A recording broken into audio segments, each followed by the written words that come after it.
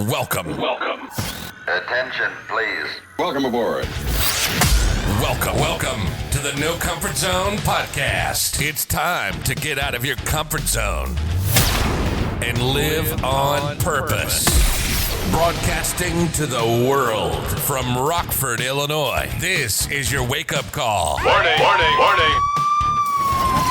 You are the solutions to all your problems.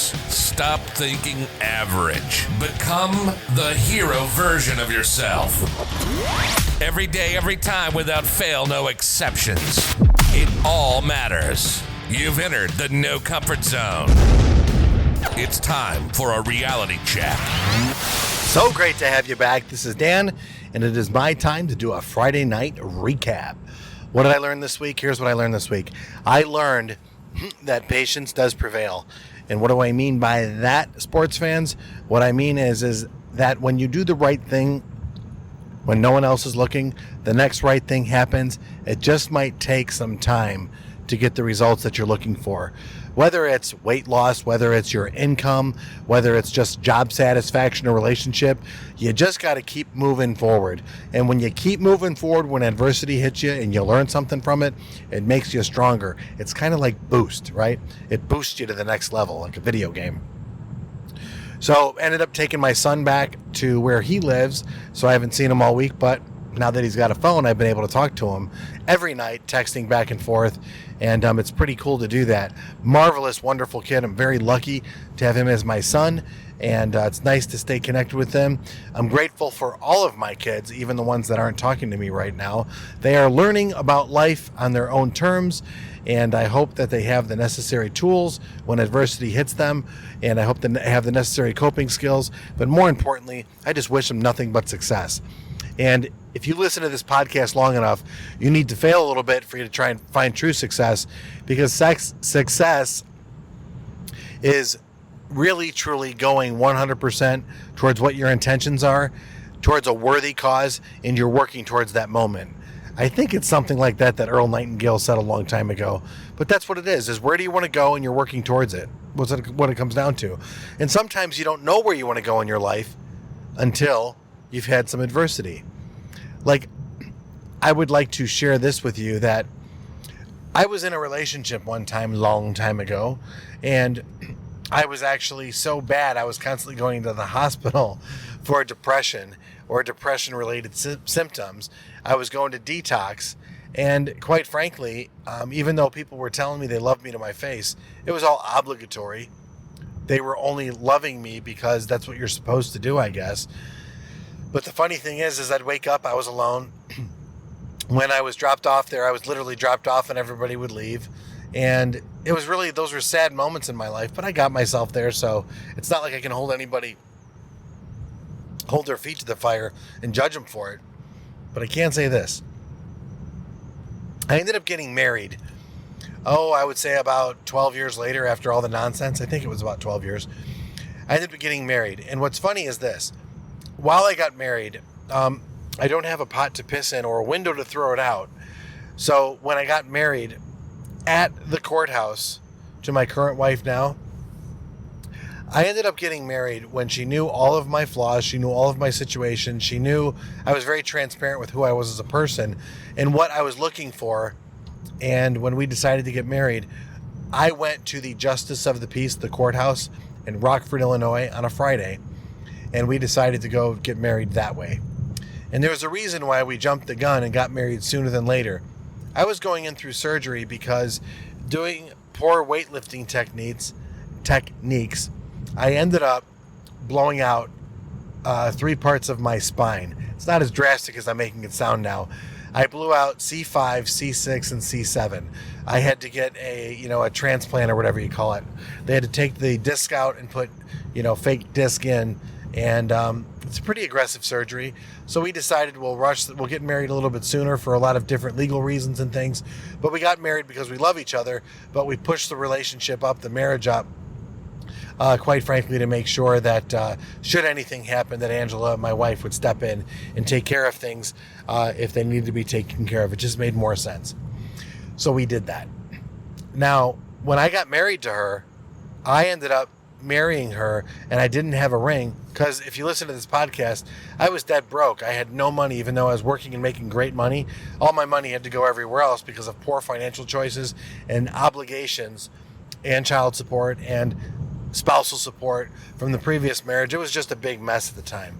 So all that went there. So I did have no money to buy a ring. So what I ended up giving her on her wedding day, you know those key rings you have, those little tiny tin ones or aluminum ones that you can get like 1,000 of them for like 10 cents? That is exactly what I pulled out of my pocket. And that is exactly what I wed my wife with. And she was cool with it. What's great is we know the judge that did the marriage. She knows him.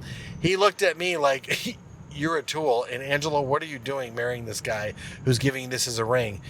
He shrugged his shoulders and he married us, and the rest is history. So she still has that ring to this day. It's all rusted and all that other stuff. But she married me, and the point of this story is simple. The point of the story comes down to I had to get my surgery done, and while I went in for surgery, the next day when I woke up, I had the feeling, a very scary feeling, of being alone again in the hospital. This fear overwhelmed me of being and dying alone. And I don't know why I had it, because I was healthy again. Surgery was successful. And I just woke up in a hospital, and I was quite frankly scared. Yeah, I was scared. And then I hear the heels coming in. And at 5 a.m, my new wife is standing there and loving on me and taking care of me. And she didn't leave me for a minute, as I was there for 3 days. And the reason why I bring that up is because as I recap on this evening of Friday night as I'm leaving work, I look at all the challenging moments that I've had in life and in business. And recently, in the last 2 years of the job that I have and running these dealerships, it's been really challenging. It's been a lot harder than I thought. And now, after 2 years of just doing the right thing over and over again, it's starting to come together. I've got a good team of managers. I have people that are very competent, very capable, and very committed towards creating the best experience they can for their employees and towards the overall greater good of the dealerships I work for and the brands I represent. It's great to be a part of that. And just as it was when I was the loneliest guy on the planet and was never going to be in a relationship again, next thing you know, the right person pops into my life because I'm living the right way. I'm doing the right things. And I'm here to tell you this, the No Comfort Zone guy. It is not easy for me to do the right thing all the time back then. Now it is. It's second nature. It's so great to be the person I am today. And I'll tell you why. I don't have everything I want in life, but I've got everything I need and everything I really could want. But I'm ambitious. I want more, and I'm not greedy. I just want more. Why do I say that now? Is because patience really did pay off. Yeah, we know patience is a virtue, but it can be really tough day after day, grinding it out, trying to do the right thing, doing the right thing, and not really seeing the results, doing the right thing and not being in a relationship. Well, God's delays are not God's denials. And when you do the right thing, it does happen the right way the next time. You might not agree with it all the time, but the cool part is this. When you follow a system or a plan that keeps you uncomfortable or keeps you on the straight and narrow, you learn about who you are as a person. You learn that you do have what it takes. And I have experience from going through Marine boot camp. There's harder things in life for sure. I put myself into that environment because I didn't know if I could do it. And because I did that and because I completed it, I can say that I'm currently a United States Marine. And I'll hold that title for the rest of my life. And I'm extremely proud of it because of the people that I've worked with, the people that I went through boot camp with, what the Marines stand for, and quite frankly, the symbol, the Eagle, Globe, and Anchor, and what that means to me. The leadership that I learned, the core values that I have now that were pounded into me. I say all these things because it wasn't easy, but it was so worthwhile. And anything in life that is difficult, that is challenging, that takes virtue is going to be tough. So whether you're the guy that's trying to work on your confidence, the blueprint is for you. If you want to work on your confidence, I'm going to expose who you are as a person, and we're going to rebuild you back up. It's a psychological boot camp that you go through, and that's all that it really is. And in the end, You're going to love who you are as a human being, and you're going to stand tall, 8 feet tall and bulletproof in the Superman pose with your head up, your chest out, your chin up, because you know that you've put yourself through the test and you passed. You passed the test, and you know what? You are who you are today because of that. And a lot of people need something like that. I needed it to figure out where I was at. And so here we are on Friday, and I realized that the team is coming together. I look at my relationship. I look at the last 2 years of commitment. I look at the people that I've surrounded myself with. Some are not with me today. And I look at the end result of where we're at. Am I a better person for it? Are the people around me better persons for it? And I'm going to say I believe that they are. Do the people that are no longer with me, did they learn a little bit about themselves? I would hope so. In the end, it's Friday night, and I'm asking you this. Here's what I'm asking you for. I'm asking you to grab the people that you're closest with, give them a hug and tell them you appreciate them. Grab the people that you work with and give them a high five and tell them that you appreciate them. Do everything you can to acknowledge that you have great people in your life, and if it's one person, great. Old saying I heard a long time ago. Hey man, if you got one tooth in your mouth, you need to smile as big as you can and show the world that one tooth. I think it's great because the truth is, don't take anything for granted. 2 years, I've been working my ass off to get to a certain point. I've just started to curve to get around that bend, and now I finally look around me and I'm like, man, I'm getting there. I'm there.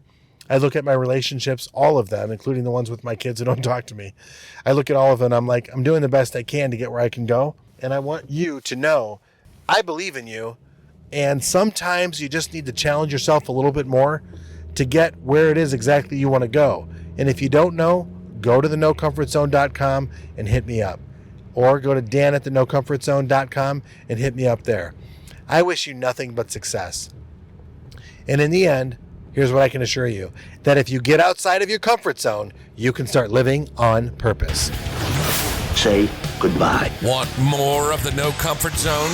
You can follow Dan on Instagram and Twitter at NoComfortZone1. Bye. Or on the web at thenocomfortzone.com. Bye-bye. Bye-bye. Thanks for listening to the No Comfort Zone podcast. Bye-bye. Bye-bye.